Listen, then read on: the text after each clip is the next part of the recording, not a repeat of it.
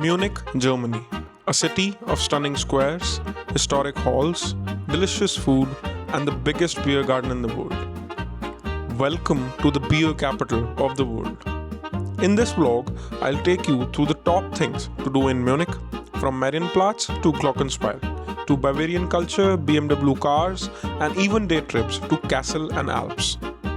This is our first time in Munich, so come along as we explore it together.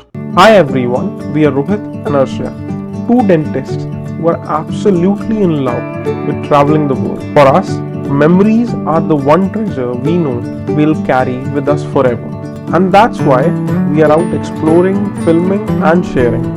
Along the way, we also want to make your journeys a little more smoother with tips, guides and stories to inspire your own adventures. So come along with us on this journey and let's start this video.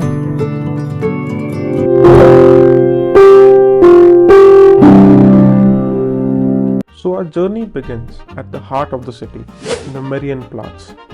For over 800 years, this square has been Munich's central gathering spot.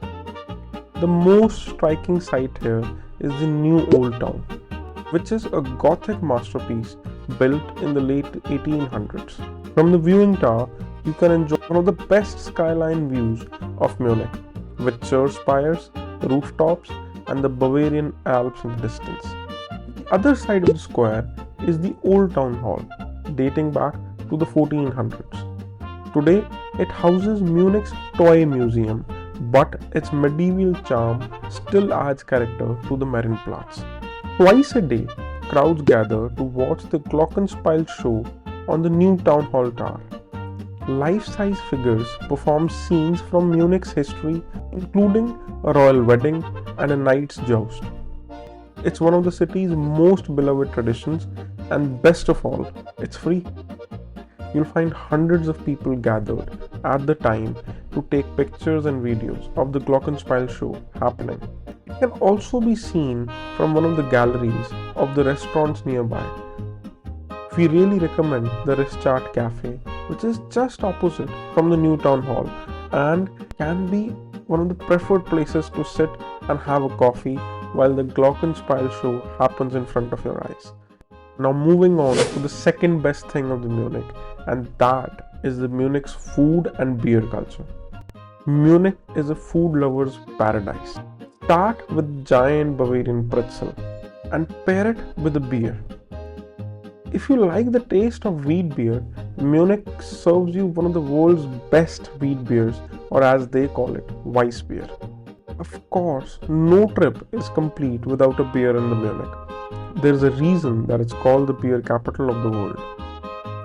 The world famous Hofbräuhaus is a must, but locals also enjoy smaller beer gardens which are spread across the city.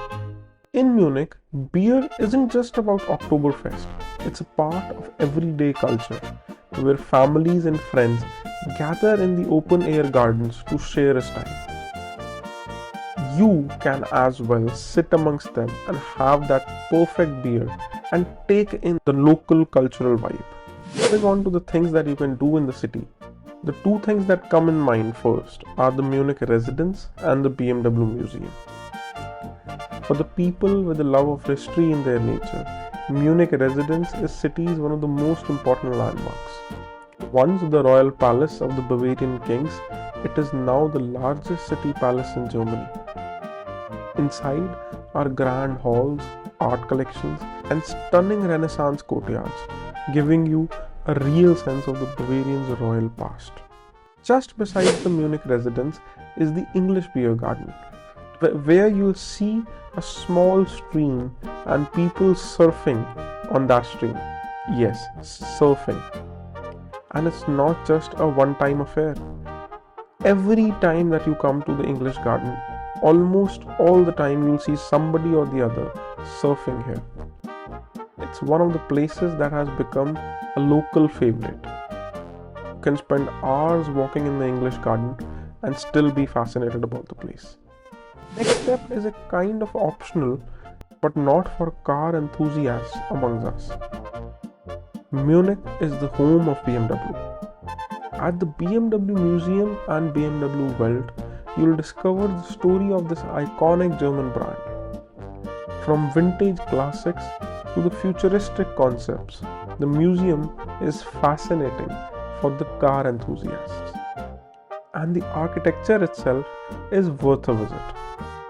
So even if you do not have that much love for the cars, it's still worth the visit just for its own architecture and the way that it showcases the history of this iconic German brand. Around 20 minutes from the city center is a beer garden, which is the world's biggest beer garden. And guess what? The highlight of the beer garden is not the beer. It's deers. Yes. It is one of the beer gardens that has wild deers in it. Hence, also known as Deer Garden in local language. The name is Hirschgarten. It's an ultimate beer experience with the space for more than 8,000 people. The atmosphere here is unmatched, especially on the evenings of the weekends. The locals gather here for small chit-chats and those refreshing beers that come directly out of the tap. Also, I have a great selection of snacks to have with your beer. And yes, you will spot a deer gazing nearby, giving this place a unique charm. It's not necessary to do everything in just the Munich city. You can obviously go out and take day trips outside the Munich city, because Munich is the perfect base for exploring Bavaria. Two incredible day trips that stand out are the Neuschwanstein Castle, which is a fairy tale palace that inspired Disney. Tours can be booked online with free cancellation using this QR code, making it easy for you to plan in advance. The second thing that stands out is Garmisch-Partenkirchen, a beautiful alpine town home to Partnach Gorge, which is ideal for hiking, skiing and mountain views. We went to both of these places and a detailed guide on the Garmisch-Partenkirchen is about to come very soon on our channel, so do stay around. I have added Get Your Guide links in the description for these day trips so you can book your adventure in advance with confidence.